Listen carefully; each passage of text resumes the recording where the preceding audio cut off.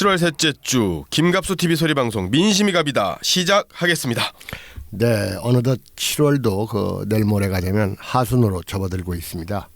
본격적인 더위철인데 이 장마는 지금 어디에 있는 거예요? 아직도 밑에 있는 것 같습니다. 아직도 밑에서 안 올라오니까 엄청 덥네요. 그리고 날만 습하고. 네. 게다가 저는 이 스튜디오에 올 때 집에서 버스 정류장까지 이 오르막길에 뙤약볕을 받으면서 와야 되거든요. 한참 또 내리쬐을 때죠. 그러니까 그 버스 타러 갈 때까지 그냥 힘이 다 빠져버려요. 어느덧 7월 지금 이제 하순으로 접어들면 이 7말 8초 더위만 지나고 나면 한여름의 고비도 넘기는 셈인데 이 사실은 말입니다. 이번 여름은 절기가 조금 특이하게 돼 있어요. 보통 더운 날을 우리가 소서와 대서라고 하잖아요. 네. 그러니까 소서가 7월 7일이고 대서가 7월 23일이에요. 예. 내일 모레가 얼마 안 대서라 그겁니다. 남았네요. 얼마 안 남았어요. 네. 근데 또 더운 날을 우리가 복이라고 하잖아요. 초복, 네. 중복, 말복. 근데 이 복은 또 길게 있어요. 그래서 7월 12일이 초복 지났고 22일이 중복이니까 22일 중복에다가 23일 대서니까 아마 며칠 후가 올여름 더위에 절정이 되지 않을까 싶고 그다음에 복과 복 사이가 좀 긴 복이 있죠. 월복이라고 해서. 월복. 그래서 말복까지가 20일이 소요됩니다. 그래서 8월 11일이 돼야지 이제 말복. 그래서 이 말복이 지나면 이 가을 느낌이 확실히 들어요. 보통 입추가 말복 전에 있거든요.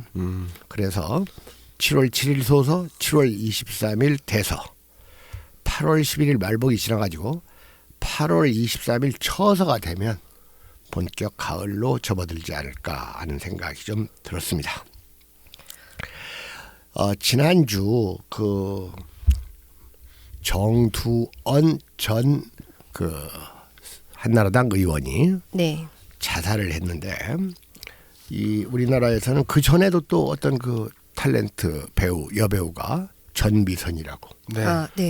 지금 우리나라는 뭔가 지금 이 목숨의 문제, 생명의 문제에 있어서 좀 병들어 있는 것은 틀림없습니다. 네, 사회 문제인데 대책이나 그렇습니다. 이런 게 너무 없는 것 같아요. 그렇죠. 그리고 또 이 과학이 능사는 아니지만 과학을 아주 무시해버리는 듯한 태도를 취하는 것은 제가 무슨 말을 하고 싶냐면 한 생명체가 죽을 때 스스로 죽었는지 아니면 타자에 의해서 죽었는지 더 쉽게 얘기하면 자살했는지 피살됐는지 정도는 거의 100%에 가까운 100%는 아니더라도 100%에 가까운 과학적 징후로서 포착이 되는 법이에요. 그런데 사람만 죽으면 타살됐다는 식의 이 의혹을 제기하는 사람들이 한국 사회에 너무 많아요. 음모론이죠. 네, 일종의 크게 보면 음모론인데 우리가 의혹이 있는 일에 의혹을 제기하지 못하는 것도 무지한 소산이지만 의혹을 제기할 때 아무런 근거도 되지 못하는 신빙성 있는 근거를 대지 못하는 채 사람만 죽으면 다 타살됐다.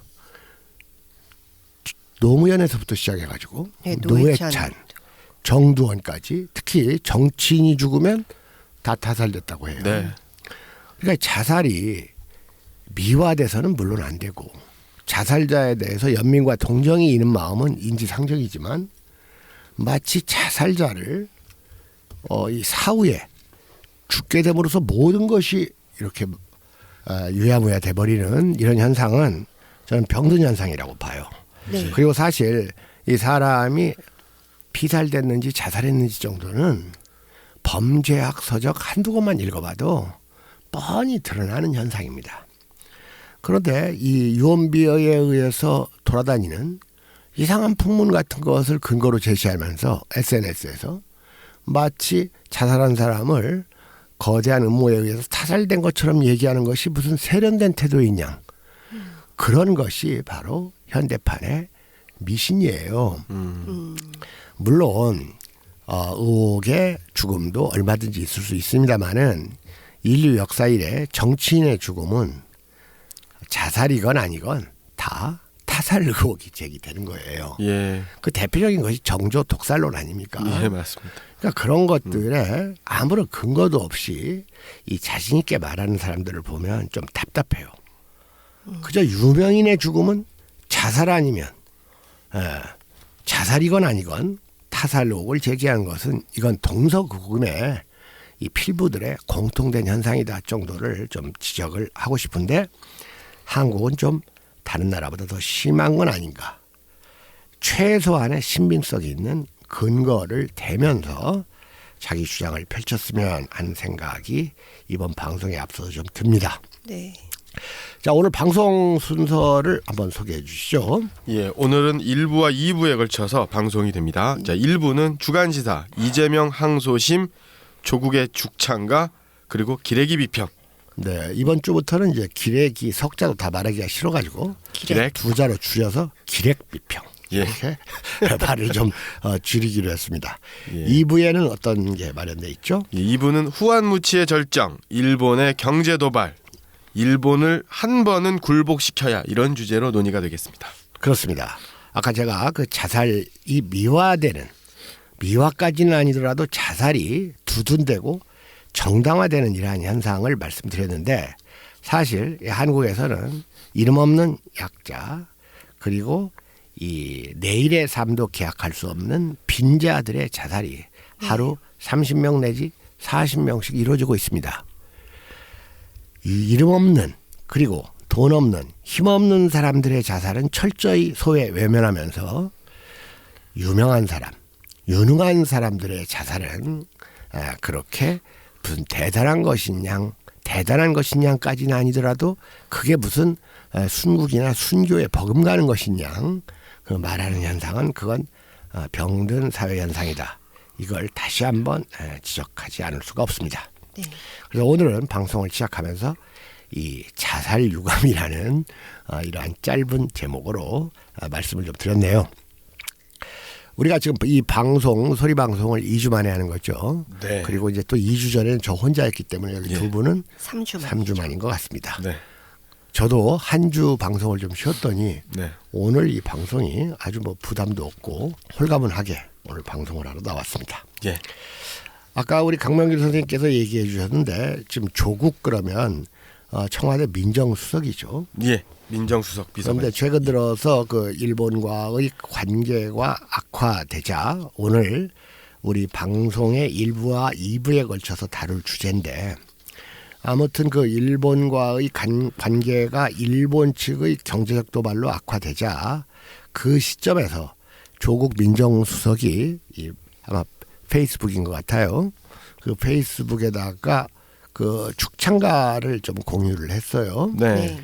그러면서 어떤 뭐 드라마 녹두꽃인지 뭔지 그 마지막을 보려니까 뭐 잊고 있었던 죽창가가 나오더라. 뭐 이런 말을 했다 그겁니다. 예. 이걸 가지고 이 좀 논란이 좀 그 우리 사회에서 불거졌어요. 예. 죽창가 여러분들 아십니까? 예. 이게 뭐 죽창가는 그 김남주 시인의 그 시를 노랫말로 만들어서 만든 노래죠. 김남주의 시를 노랫말로 삼아서 예. 만든 노래인데 이 노래의 그 마지막에 보면 그 청송록죽 가슴에 꽂히는 죽창이 되자 뭐 이런 가사가 나와요. 예. 네. 그리고 이제 동학이라는 것이 일단 그 탐관오리들에 대한 그 저항으로 시작이 됐지만 그 외세 특히 일본에 대한 그 저항의 성격이 훨씬 더 강하거든요. 특히 2차 봉기는. 네. 그러니까 이제 조국 민정수석이 그 죽창가를 일본과의 그 예민한 이 갈등이 불거지는 시점에 올렸다 그겁니다. 사실 그 조국 같은 사람들 우리나라에서 그 인류대학을 졸업하고 미국에 가서 공부를 하고 이 서울대학교 교수를 하다가 그 청와대에 들어갔죠. 예. 그리고 평소에는 그 SNS에 뭐 프로야구를 즐기고 프로야구를 자주 올리고 프로야구의 그 맹렬한 팬이고 네. 그다음에 미국에 제가 보기에는 저급한 그 미국의 대중문화를 상당히 좋아하는 사람인데 이런 시점에 또 죽창가를 올렸어요. 그러니까 이제 이것을 곱지 않게 보는 사람도 있을 수는 있어요. 네. 그리고 또 그런 사람들 흔히 말하는 자기 아들은 미국에서 뭐 공부시키면서 뭐 이런 말을 해요. 예.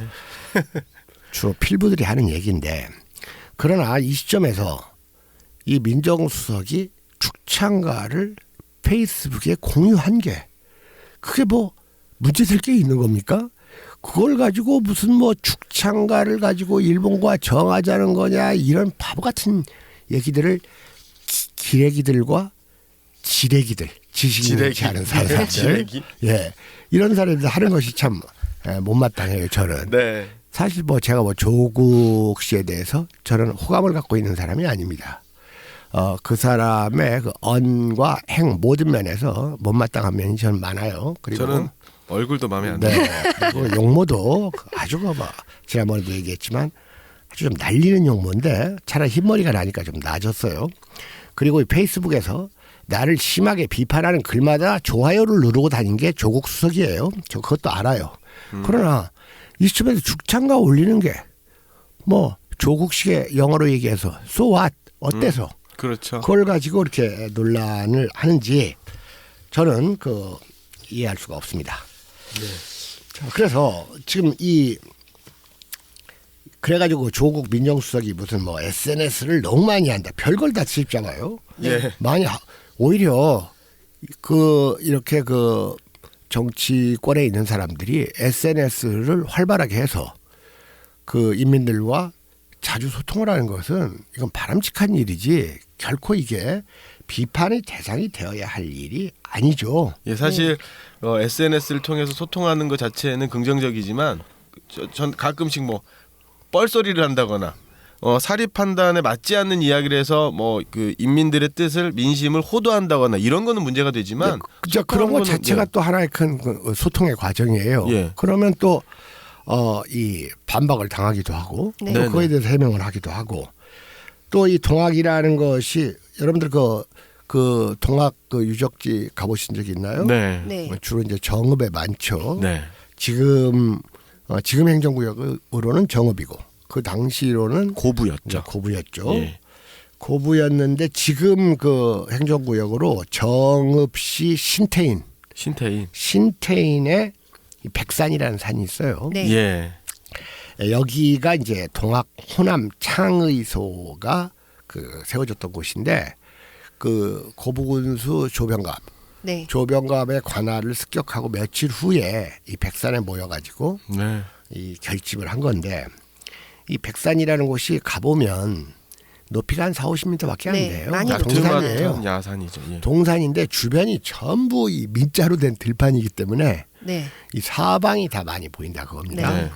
근데 이제 거기서 생긴 유명한 말이 있어요. 네. 예. 이제 좀 죽창가 얘기가 나왔으니까 서면 백산, 앉으면 그렇죠. 죽산. 그렇습니다. 바로 앉으면 죽산. 왜? 앉으면 죽창만이 보이니까 네. 죽산이고 서면 흰 옷 입은 백성들이 다 보이니까 하얀 산이 돼서 백산이다 이런 말이 나온 거 아니겠습니까? 근데 이런 것을 그 비판하는 사람 중에 김근식이라는 지레기가 있어요. 예. 네.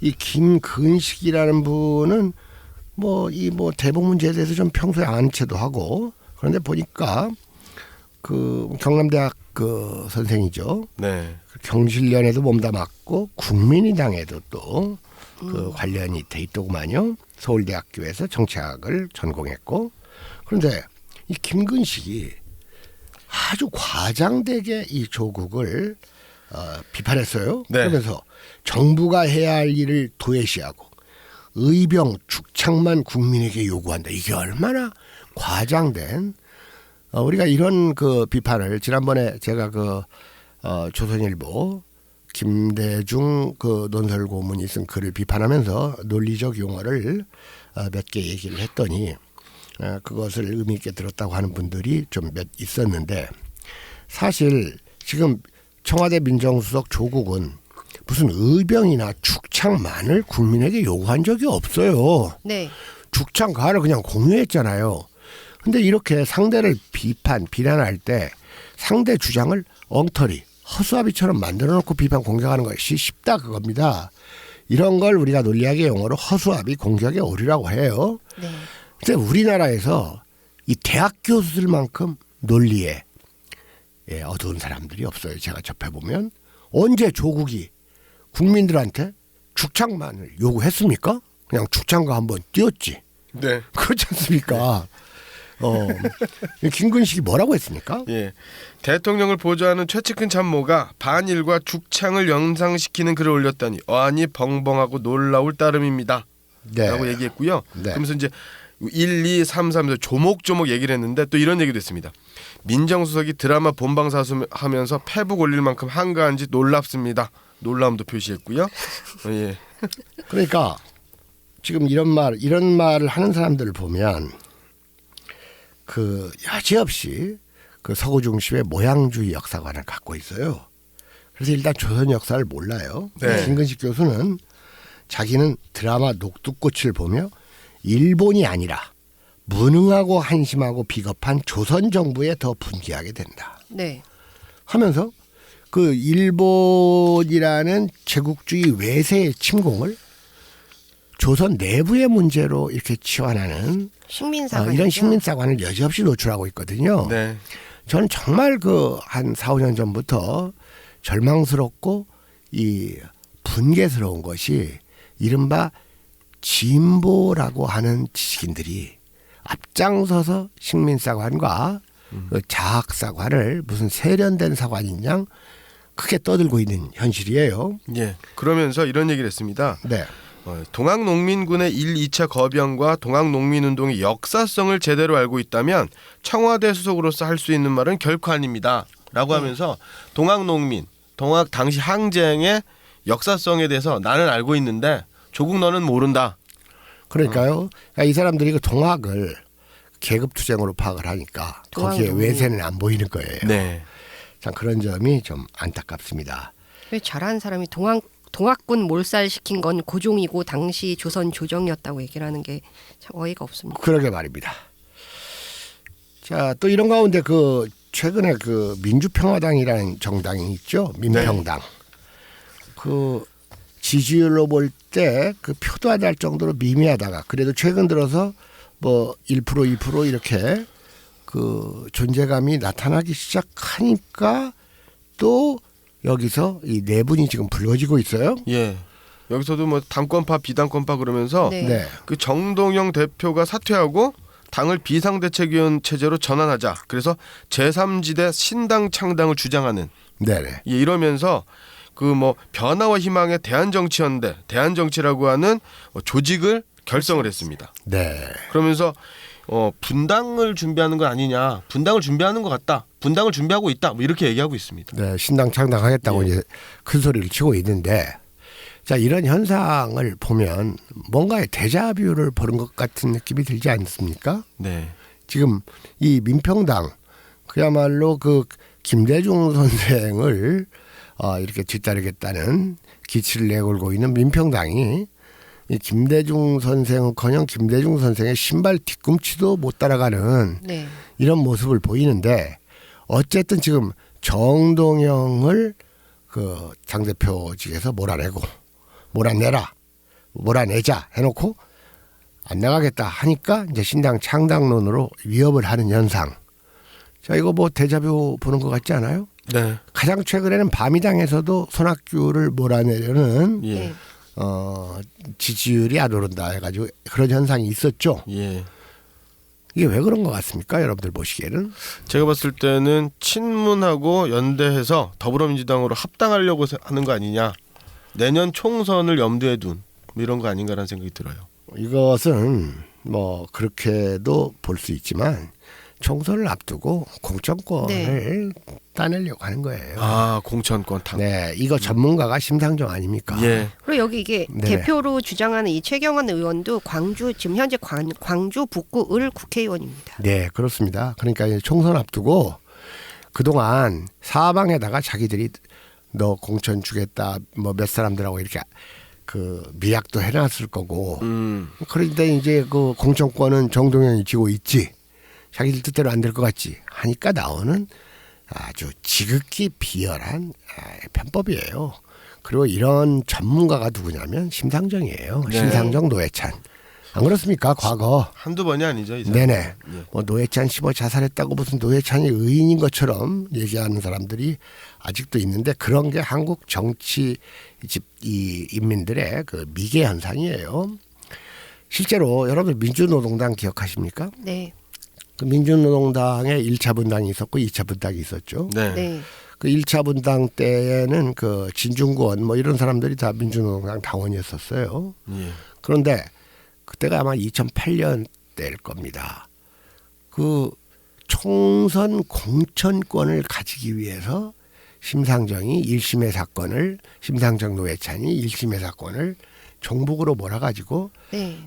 이 민주노동당의 그 당권파 세력을 그 몰아내려고 했던 것이 1차 분당 사건 아닙니까? 예. 그러니까 그때 그 손석춘이라는 언론인이 이 좀도 안 되는 이 진보 세력이 분열돼서는 어떻게 하느냐. 대동단결하라. 뭐 이런 글을 쓰니까 아마 그때 손석춘은 민노당 당원이 아니었고 진중권 씨는 민노당 당원이었는 모양인데 이 진중권이 그때 하는 말이 손석춘 너는 민주노동당 당원도 아니면서 뭔 민노당에 그렇게 할 말을 많이 하냐. 이런 식의 논리를 편 적이 있어요. 제가 이런 말을 언젠가 한 적이 있습니다. 그래서 제가 어느 매체에다가 진중권한테 진중권 너는 한나라당 당원도 아니면서 왜 그렇게 한나라당에 대해서 말을 많이 하냐. 제가 이런 말을 한 적이 있습니다. 예. 최근 들어서 우리 방송과 또 그 디지털 포렌식 기술자 김인성 선생이 예. 이재명 지지자들에 대해서 언급을 좀 하니까 이재명 지지자 중에 일부가 김갑수, 김인성은 민주당 당원도 아니면서 왜 그런 말을 하느냐. 또 이런 논리를 펴는 사람들이 있어요. 패거리 논리네요. 이게 패거리 논리고 진중권 같은 사람들이 지식인이 그런 말을 하니까 또 그런 것들이 먹히는 거예요. 또 따라하고. 네, 그런데 지금 민평당도 지금 똑같은 현상이에요. 총선 앞두고 공천권 행사하고 싶으니까 분란 일으키는 거 아니겠습니까? 네. 그러니까 이럴 때는 저는 그 지난번에도 밤이당 사태에서 손학규 편을 들었지만 정동현 편을 들 수밖에 없어요. 네. 합법적으로 뽑힌 당대표고 그 당대표의 임기가 있는데 그 임기가 있는 동안에는 그 당대표의 권한을 인정해주고 협조해서 총선에 임하는 것이 그게 이 정당 정치의 본령이 아니겠습니까? 그래서 오늘은 그 권두시사격으로 이 한국 사회에서 이 불거진 이 자살 현상. 그저 무슨 이 민영환 선생이나 또는 그 매천 황현 선생처럼 나라를 따라서 죽은 순국 또는 대의를 위한 자결이 아닌 이상 자살은 어떠한 경우에도 이건 지탄의 대상이 될 수밖에 없고 더더군다나 이들을 미화해서는 안 되는 법 아닙니까? 네. 그리고 노무현, 노회찬, 정두원 모두 같다는 것이 우리 방송의 기존 입장이라는 것을 다시 한번 말씀드리고 여러분도 이런 기존 입장에 대해서 한번 심사숙고해 주시기 바랍니다. 그리고 사람만 죽으면 타살론을 제기하려면 그 시간에 좀 증거와 근거를 더 확보해 놓고 주장을 하는 것이 필요하다. 물론 의혹이 있는 일에 눈 감고 있는 것도 우매한 현상이지만 근거도 없이 마구잡이로 음모론을 제기하는 거야말로 더 우매한 현상이다. 네. 심지어는 SNS를 보면 최근에 무슨 지구 평형설까지 제기되고 있었잖아요. 예, 지구가 평평하다. 그 오래됐습니다. 많은 지구 평형설 툭하면 캠트레일 툭하면 그 노무현 타살론 그리고 노무현 타살을 뭐 문재인이 방조했다는 등 그다음에 노회찬이 떨어져 죽은 거리가 얼마라도 그런 것들이 다 확인되지 않은 근거들이에요.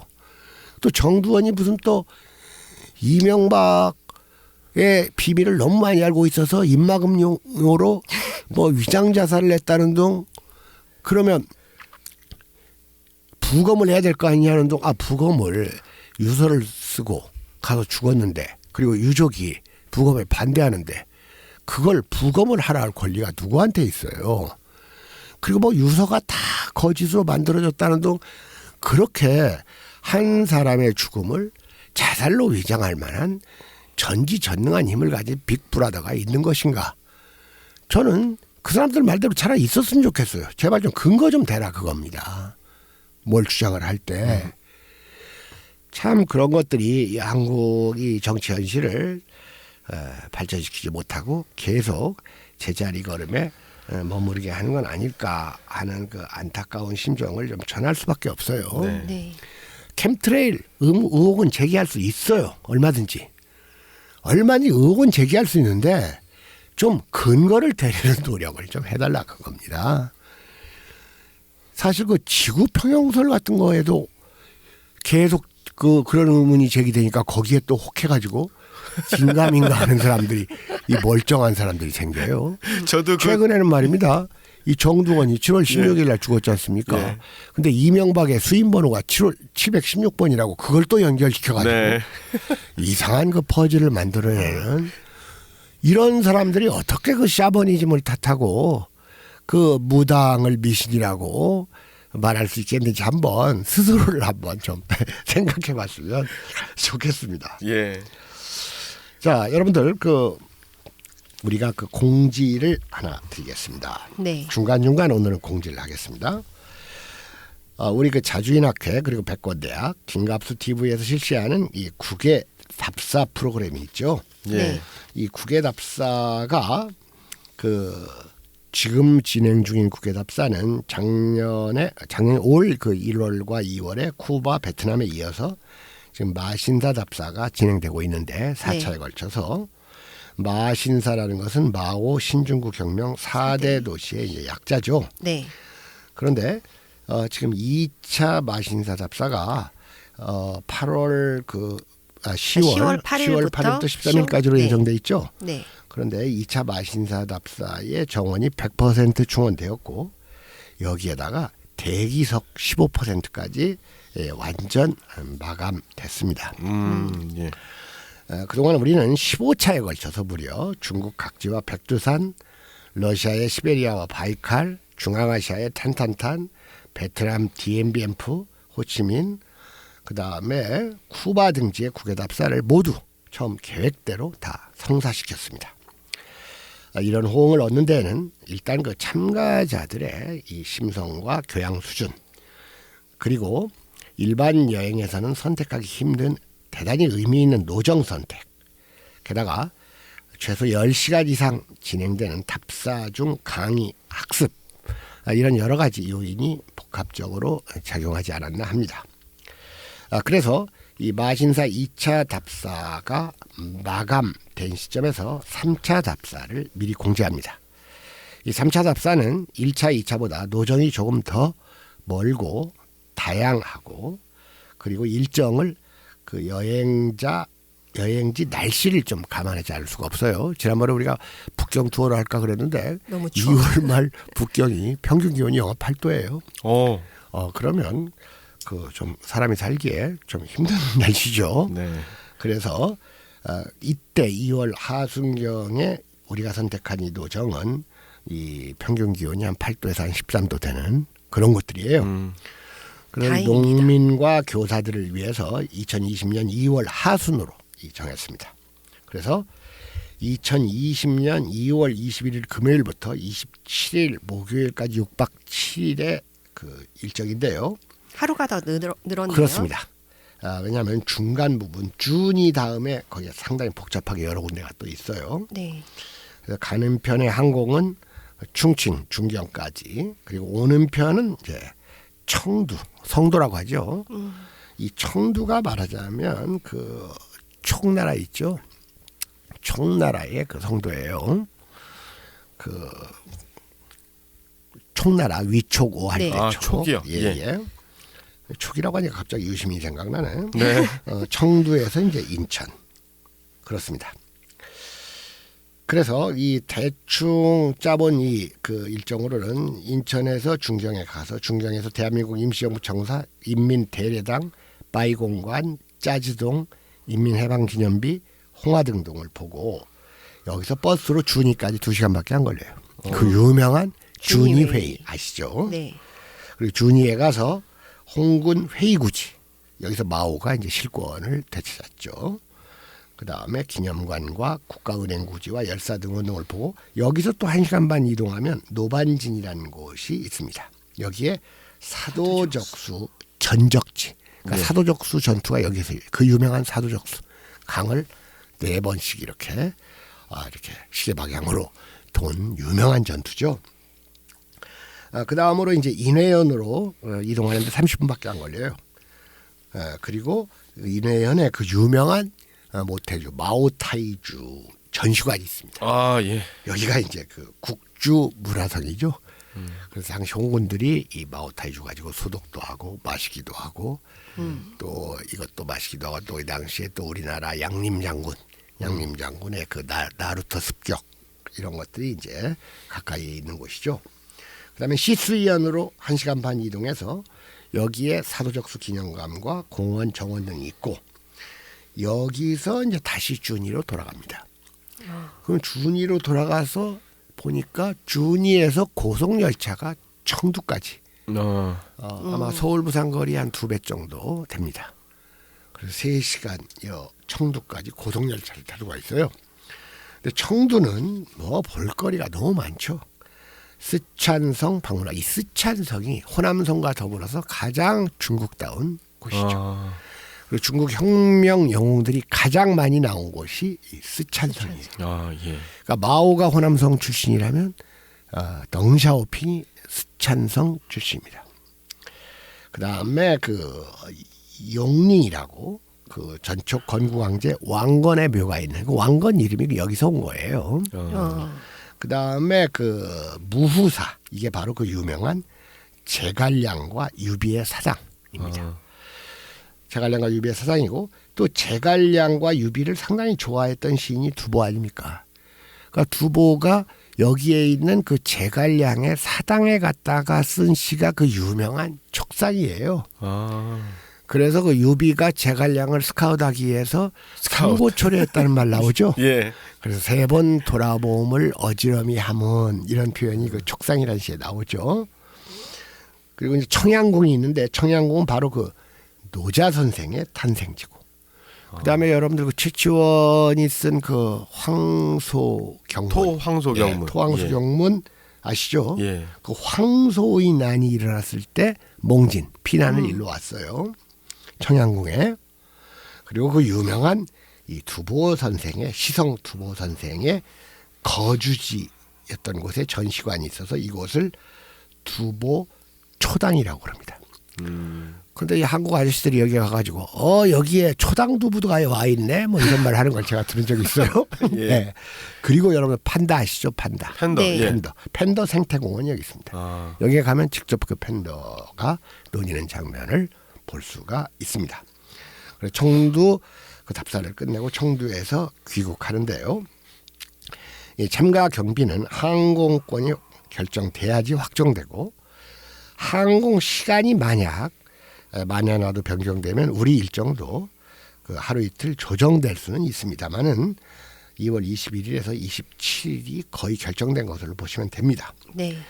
참가 신청은 02-722-4434 길벗 투어에 하시고 소정의 예약금만 그 지불하시면 참가 신청이 완료됩니다. 그리고 이곳에서의 그 현장 강의 주로 중경에서 준이에서 사도적수 그리고 사도적수에서 그 준이로 돌아가는 이 노정에서 이루어질 텐데 아마 한 10시간 시간이 조금 덜 나와요. 그래서 호텔 세미나실을 잡아서 한 2시간 정도를 더 강의해서 한 10시간 정도 강의 시간이 나오지 않을까 싶은데 이 강의 주제는 따로 공지를 하겠습니다. 그리고 2차 이 답사보다도 더 다양하고 더 가보기 힘든 노정이라서 2차 이상 더 일찍 조기 마감이 예상됩니다. 꼭 가셔야 할 분들은 서둘러서 길벗 투어에 신청하시기 바랍니다. 02-722-4434입니다. 자, 일단 1차 공지를 여기서 마치고요. 네.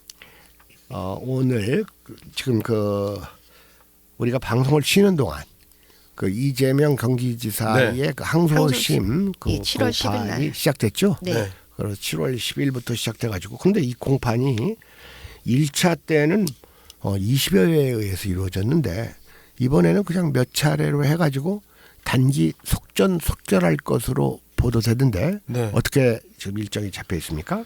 일단 7월 10일 날 그 경기도 수원시 수원고법에서 첫 재판이 일어났고요. 네. 그 다음에 22일 날 또 재판이 예정되어 있습니다. 그리고 또 24일 날도 재판이 예정되어 있고요. 네. 굉장히 빠르게 진행되고 있는데요. 그 가장 많은 주는 뭐 주 4회 재판을 한다고 네, 하더군요. 예, 굉장히 좀 빠르게 그래서 진행되고 있습니다. 이것이 언제까지 다 끝나기로 돼 있어요? 8월 16일 이전에 결판이 난다 겁니다. 그러니까 원래 그 규정에는 그 선거법의 경우에는 1심은 6개월 그리고 2심과 3심은 각각 전 재판일로부터 3개월 이내에 하도록 돼 있거든요. 그러니까 네. 그러한 재판 일정을 맞추겠다. 이렇게 될 경우는 11월 말까지 대법원 판결까지가 확정된다. 이렇게 생각해 볼 수가 있습니다. 네. 자, 그래서 항소심이 8월 16일 이전에 결판난다. 근데 우리가 지난번 방송에서 얘기했지만 원래 이재명 지사 측에서 1심 변호인이 잘했는데 그 2심에다가 변호인을 좀 보강을 했어요. 근데 보강된 변호인 중에 재판부와 사법연수원 동기가 있다는 이유로 네. 네. 재판부를 교체했죠. 형사 1부에서 2부로 교체를 했지 않습니까? 네. 네. 그러니까 처음에 배정받았던 형사 1부 재판부는 재판장이 호남 사람이었는데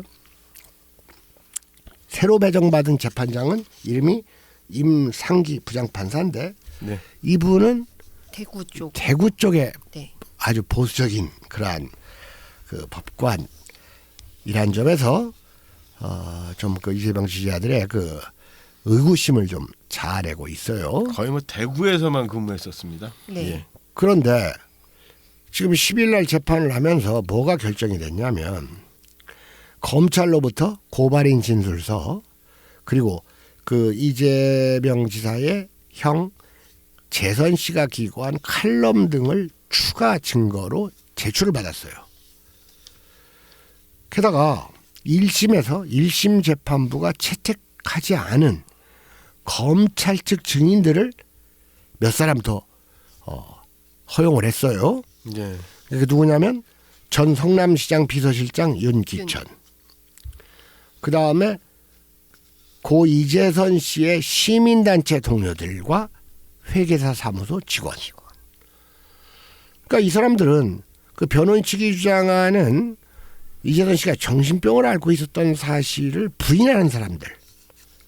즉 정신병을 사전에 알지 않았다라고 주장하는 검찰 측 주장을 대변하는 사람들인데 이런 사람들을 1심 재판부에는 제척을 시켰는데 2심 재판부에서 추가했어요.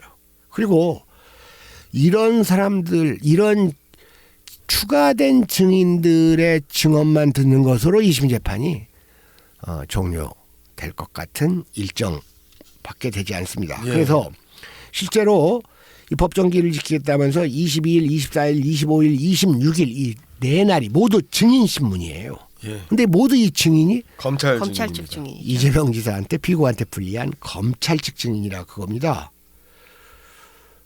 그러니까 또 일부 기레기들이 지금 윤기천 씨 아까 얘기했던 성남시장 비서실장 네.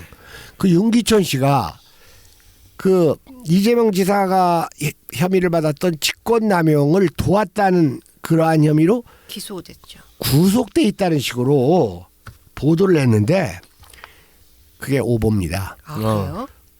검찰이 구속영장을 청구를 했는데 기각됐어요.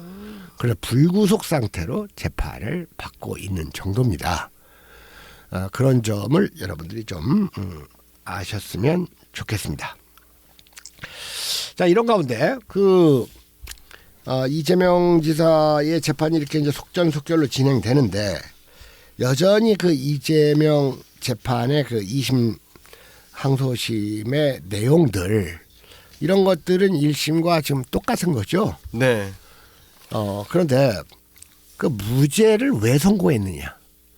제가 지난번 그 혼자 방송을 할 때 그 1심 무죄를 판결한 1심 그 판결문을 말 그대로 그 주마간산식으로 좀 말씀을 드렸는데 다시 말씀드리지만 일단 죄명은 두 가지예요. 하나는 직권남용이고 또 하나는 공직선거법 위반인데 직권남용은 이재명 지사의 형인 이재선을 강제 입원시키기 위해 직원들에게 강요를 했다는 거죠. 그 과정에서 직권남용을 했다는 취지. 그다음에 공직선거법 위반은 허위사실 공표를 의미하는데 네. 형의 강제 입원을 시도하려고 했고 직권남용을 했음에도 그런 사실이 없다고 허위사실을 말한 거. 그다음 지방선거에서 대장동 도시개발사업과 관련해서 성과를 크게 과장해가지고 선거 공보에 실었는데 그런 적이 없다고 허위사실을 말했다는 거. 그리고 검사 사칭과 관련해서 유죄 확정 판결을 받았는데 그 부분에 대해 토론 과정에서 본인이 사칭이 아니다 그런 취지로 이야기했다고 해서 이게 허위사실이라고 해서 범죄 사실은 4가지예요. 그러니까 네. 죄명은 2가지인데 범죄 사실은 4가지가 모두 1심에서 이제 무죄를 받았던 거죠. 네. 근데 이 중에서 가장 쟁점이 됐던 부분이 뭐였죠? 강제 입원이죠. 강제 입원을 시도한 직권남용이었는데 바로 이거에 대해서 재판부가 1심 재판부가 어떻게 봤죠? 바로 그 이재명 지사가 형을 강제 입원시킬 정도로 정신적 문제가 있었다고 인식했을 가능성이 있다고 본 거예요. 네. 실제로 이 지사는 자기 형이 정신 이상이다라고 인식했다 그겁니다. 그리고 강제 입원을 검토한 사실은 있지만 전문의를 비롯해 보건소장 등 관계자들에게 의무 없는 일을 하도록 지시한 정황이 없어요. 네. 증거도 없고 간접적 증거도 없기 때문에 무죄다라는 건 이건 완벽한 무죄라는 판결에 다르지 않은 판결이거든요. 그런데도 불구하고 뭐 그냥 보건소장이니 뭐 이상한 사람들이 와가지고 다 이제 그 이재명 지사를 그 매도했지만 그들의 주장에 근거가 없다, 증거가 없다. 혹은 위증도 있었죠. 그렇죠. 그러면서 이제 막판에 그 검찰이 그 숨겼던 네. 끝내 은폐하려고 했던 파일이 이제 드러난 거죠. 이런 식으로 해가지고 무죄 판결이 났음에도 불구하고 검찰은 바로 그 항소를 했는데 과연 이 검찰의 항소가 승산이 어느 정도라도 있는 것인지 참 이런 것들이 궁금하지 않을 수가 없는데 사실 이런저런 그 법리적 그 해석이나 논란보다도 제일 중요한 것은 누가 재판장이냐가 중요해요. 네. 예. 우리가 이것은 똑같은 사건을 놓고 그 안희정이라는 그 피고인 1심에서 무죄를 받은 피고인을 3년 6개월이라는 중형을 때릴 정도로 네, 판단을 법정수가. 바꿔버리는 것은 이건 다른 게 아니에요. 재판장의 캐릭터가 다르기 때문에 그런 거예요. 재판장의 현실 인식과 역사 인식과 정치적 목적이 다르면 이런 자질구레한 수많은 법리적 해석은 사실 휴지 조각에 불과한 겁니다. 그래서 지금 이번에 이제 고등법원에서 그 이 합의부 재판으로 이제 이루어지지만 그 합의부 재판에서 좌우에 앉는 판사들은 그건 그냥 앉아 있는 사람들이에요. 앉아 있는 사람. 네. 바지 판사. 네. 핫바지. 배우는 사람들이에요, 그냥. 예. 그러니까 이제 재판장이 결정적으로 그 판결에 영향을 미치게 돼 있는데 과연 어떤 판결이 날지 참 판단하기가 어렵습니다. 1심을 뒤집으려면 1심에서 나오지 않은 결정적 증거가 나와야 돼요. 그러나 보세요. 안희정 지사의 경우에 1심에서 안 나왔던 증거가 2심에 새로 나온 게 있습니까? 없습니다. 없어요. 없거든요. 그러니까 증거가 안 나와도 증거의 가치에 대한 판단, 사실관계에 대한 재판부의 그 확정 의도가 달라버리면 새로운 증거가 아무리 안 나온다 하더라도 1심은 얼마든지 뒤집어질 수가 있다. 그러므로 그 유죄 판결의 가능성을 배제할 수가 없다. 같은 팩트더라도 재판부에 따라 얼마든지 다른다. 재판도 사람이 하는 거다. 자, 이런 점을 좀 인식을 해야 될 것 같습니다. 과연 이 직권남용이나 이 허위사실 공표가 이 대구 출신의 보수적 법관인 임상기에 의해서 어떻게 받아들여지고 어떻게 판단될지 상당히 궁금하지 않을 수가 없고, 한편으로는 우려가 되고, 또 한편으로는 지들이 이재명 지사를 이렇게 낙마시키고 정치적 명령을 뺏을 만한 그런 배짱이 과연 있겠는가, 이런 생각이 들고, 또 한편으로는 그 양정철을 비롯한 지금 김진표나 이런 그 민주당 의원들이 아무 말도 안 하고 있잖아요. 네. 그들의 공통적으로 나타나는 이 침묵이 오히려 또 불길한 예감을 또 들게 하는 것도. 예, 저도 그렇습니다. 예. 오히려 항상 뭐가 뒤집어질 때는 조용했다가 난리가 나는 법안이에요. 그 안희정 지사도 1심에서 무죄 받고 그 1심이 굳어지는 듯 아무런 말도 없고 별로 관심이 안 가고 있고, 일부 페미 단체들만 한두 명씩 떠들고 있다가 갑자기 확 뒤집어진 거 아니에요. 네. 지금 이재명 지사를 그렇게 그 죄인시했던 모든 사람들이 입을 다물고 일부 극문 똥파리들만 깜짝깜짝 그냥 대고 있거든요. 네. 그러니까 일부 그 정보에서 제외된 이 똥파리들 일부 그냥 개인적으로 떠드는 거 말고는 이재명을 엮으려고 했던 이 거대한 세력이 다 입을 맞추기나 한 듯이 이렇게 침묵 상태로 들어가 있는 이 현실이, 이 분위기가 오히려 또 불안하게 만들고 있다. 좀 이런 생각이 듭니다. 전 여기 네. 이런 재판 볼 때마다 궁금하거나 의혹적인 게 네. 이렇게 법리 해석이 다른 게 일반적인 현상인가요? 그러니까는 재판관에 따라서 판결이 다를 수 있어라는 게 일반적이지는 않고요. 네. 재판이 정치적 재판일수록 네. 1심과 2심이 달라지는 비율이 큽니다. 이것도 혹시 뭐 사법 적폐 이런 거에 해당이 되는 건가요? 그러면? 사법 적폐는 이제 명백한 이제 그 어떤 담합이나 또는 네. 외부와의 그 결탁. 이 결탁이 있었다는 증거가 나와야 되는데 이렇게 달라지는 것만으로는 그 사법 적폐라고 하기는 어려워요. 네.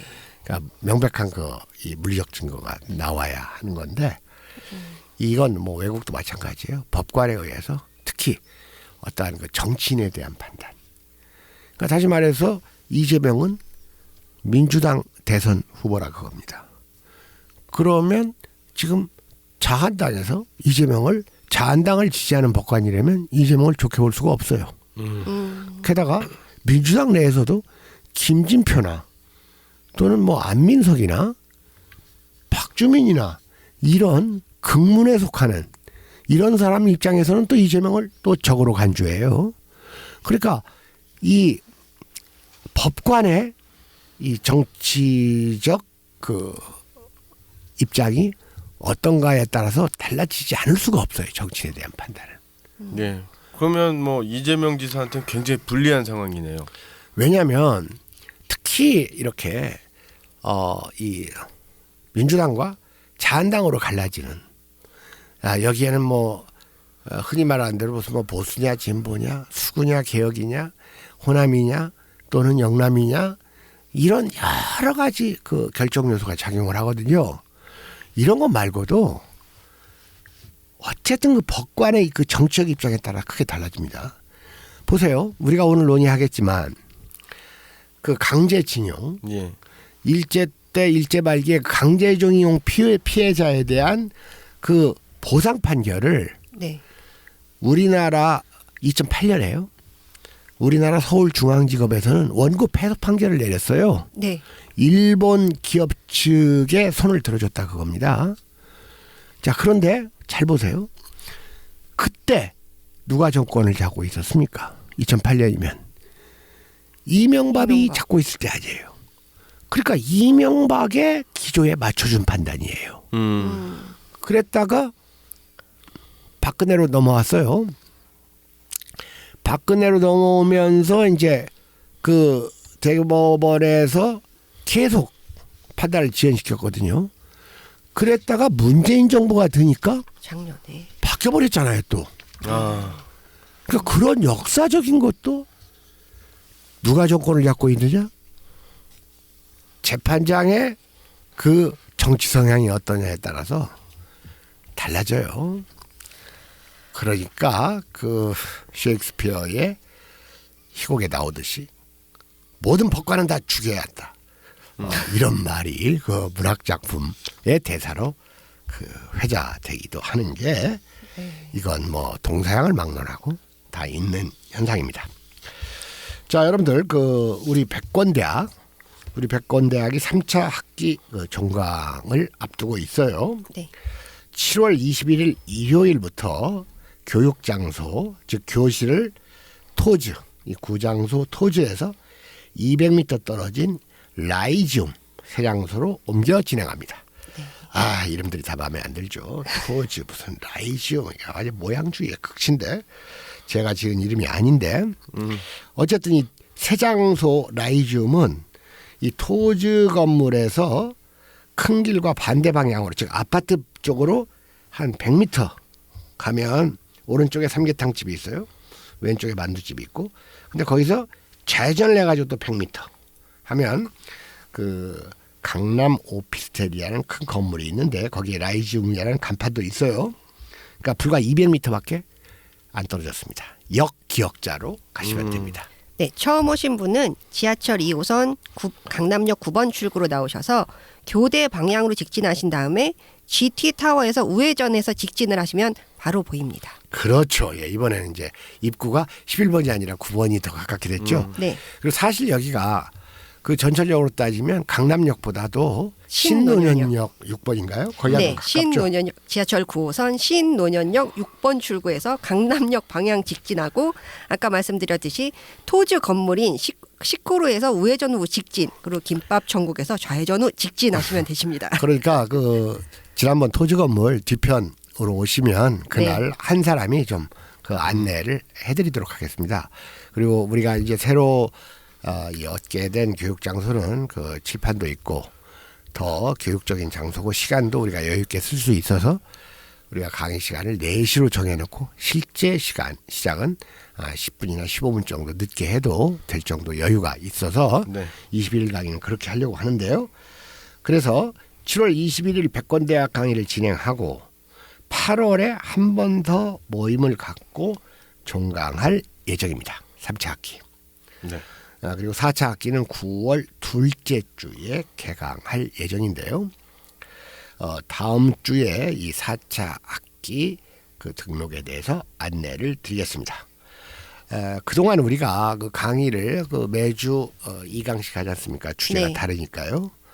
그래서 지금 82강의를 소화했어요. 지난번까지. 그러니까 백권대학이니까 100강 정도가 나오지 않을까 하고 예상을 했는데 얼추 맞아 들어가는 것 같은데 사실 말입니다. 제 입장에서는 이 82개 강의를 전부 다 처음 해본 강의예요. 그러니까 점점 이게 누적되면서 조금 이게 부담이 더 좀 커진다, 무거워진다 하는 느낌을 갖는데 아무튼 다음 강좌 21일에는 83강, 84강이 펼쳐집니다. 그래서 1부에서는 외교와 유세의 첨단 방략, 제자백가 속의 종횡가. 여러분들 종횡가 할 때 종횡이 합종연행 할 때 종횡입니다. 예. 그리고 바로 종횡가의 큰 인물인 귀곡자와 소진장의에 대해서 말씀을 드리겠는데 이 귀곡자라는 책은 말입니다. 엄청난 그 책이에요. 주역 이상으로 어렵습니다. 대단히 상징적이에요.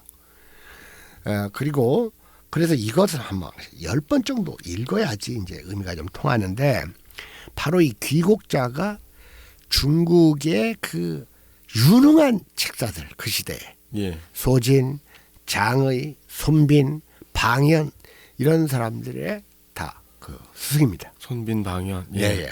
그러니까 이제 과연 귀곡자라는 이름 자체가 귀곡해서 귀신이 산다는 계곡이라는 뜻 아닙니까? 예. 그러니까 이게 이제 대단히 이렇게 확증적으로 실존했는지는 확인이 안 돼요. 우리가 알고 있는 대로 뭐 중국에서 무슨 뭐 말을 잘 뭐 이렇게 다루는 뭐 백락이라든지 또는 뭐 의사 중에서 최고인 편작이라든지 이런 사람들이 다 확정적 인물들은 아닌데 어쨌든 이 귀곡자라는 책은 제가 다시 또 들춰봤더니 대단히 상징적이고 어려운데 모두 사람의 마음을 읽어내고 사람을 용인 사람을 사용해 가지고 뜻을 이루는 그러니까 이제 외교와 그 유세의 첨단 방략인데 여러분 서구의 몰락이라는 그 책 들어보셨죠? 슈팽글러. 네. 슈팽글러 같은 사람들이 이 귀곡자를 어떤 거예요? 아주 천재적인 최고의 책략가로 인정을 하고 있고 그 밖에도 이 귀곡자를 그 구양수 같은 사람도 아주 대단한 인물로 인정했는데 우리나라에서는 귀곡자라고 하니까 무슨 귀신 나오는 무슨 귀신 네. 산장 같은 걸 연상하고 있는데 귀곡산장의 아류 같은 느낌. 우리나라는 너무 지나치게 그 유가 쪽으로만 치우쳐서 교육을 네. 했잖아요. 네. 그러니까 그런 것이 계속 이어져가지고 오늘날까지도 무슨 중국 사상하면 그냥 공자 맹자 거기다가 기껏해야 뭐 노자 장자 조금 얘기하기 시작한 지가 얼마 안 되는데 본격적으로 우리가 한비자와 소진장이의 합종연행 귀곡자 사실 묵가 그 다음에 그 심지어는 그 양주 이런 사람들 또는 그 제자백가 공자를 포함해서 제자백가들을 싸그리 비판했던 그 누굽니까 왕윤인가요? 왕윤의 그 논형 같은 이런 것까지를 이 백권대학에서 논의를 해볼 생각입니다. 그리고 이분은 오랜만에 그 정세 강의를 준비했어요. 네. 그래서 오늘의 한일 관계에 무엇이 문제인가? 우리가 식민청산을 못하는 진짜 이유. 근데 여러분 잘 생각을 해보세요. 아베건, 아베 전 수상이건 일본 정치인들이 일본이 조선을 침략 탈취했다는 역사적 사실을 모를 리가 없잖아요. 네. 모를 리가 없는데도 그런 적이 없다는 식으로 얘기하잖아요. 여기에는 거대한 세계 역사적 음모가 있기 때문에 그러는 거예요. 이걸 간파를 안 하면서 자꾸 친일 청산만 외친다 그겁니다. 제가 이번 휴가 때 좀 잠을 자고 싶으면 다른 사람이 이렇게 유튜브 방송 같은 걸 들으면 좀 졸립지 않습니까? 그런데 유시민이라는 사람이 네. 이번에 또 책을 하나 내가지고 또 냈어요? 네. 무슨 뭐 유럽 4대 도시 기행해가지고 어울리네요. 책을 냈는데 거기서 유시민 씨가 이번 그 한일 관계에 대해서 말하는 것은 옳아요. 좀 말이 좀 세서 그렇지. 일본 편을 드는 사람들은 자기가 어느 나라 사람인지 생각해라. 여기가 어디냐. 뭐 동경으로 가라. 이런 식으로 이제 말을 네. 나름대로는 세게 했는데 그런 옳은 말을 하면서도 또 어떤 말을 하냐면 우리 아시아인들은 유럽에 좀 컴플렉스를 가지고 있잖아요. 지가 그러니까 바로 여기에 우리가 친일 정산을 하지 못하는 핵이 있는 겁니다. 모양이. 여러분들 식민주의는 일본 식민주의의 어머니 아버지가 유럽 식민주의예요. 네. 그런데 유럽은 컴플렉스를 느끼고 일본만 지탄한다 그겁니다. 그러니까 일본 사람들이 그 말을 안 듣는 거예요. 영미가 일본을 떠받쳐주고 있는데 영미는 모양주의로 아주 존중하면서 동경하면서 일본만 가지고 이 비판하는 이른바 운동권 물을 먹었다는 이 386 지식인들 바로 그 사람들이 친일 청산을 못하게 하는 보이지 않는 암적 존재입니다. 우리가 이런 역사적인 문제를 21일 백권대학에서 파헤쳐볼까 그래요. 네. 우리가 식민 청산을 못하는 진짜 이유가 2부에서 전개됩니다. 그래서 7월 21일 일요일 4시 10분부터 6시 30분까지 라이지움 그 주소 혹시 가지고 계십니까? 서울 서초구 서초대로 73길 40. 강남 오피스텔 3층입니다. 그렇죠. 집원이 따로 있죠? 네, 서초구 서초사동 1308에서 네. 25입니다. 거기 전화번호도 있습니까? 네, 여기 오피스텔 그러니까 이 라이지움 전화번호인데요. 네네. 02537-7144. 3층으로 그냥 곧장 올라오시면 됩니다. 네. 그리고 예전처럼 그 음료 같은 건 제공이 안 되고 여기는 이제 그 기술 컴퓨터 학원에서 따로 대관 강의실을 이렇게 만들어 놓고 하는 곳이에요. 네, 직업기술 학원이라고 네, 합니다. 50석짜리인데 강의실이 여기로 직접 그냥 올라오시면 되고 이 커피 팔고 이런 집은 1층에 있대요 보니까.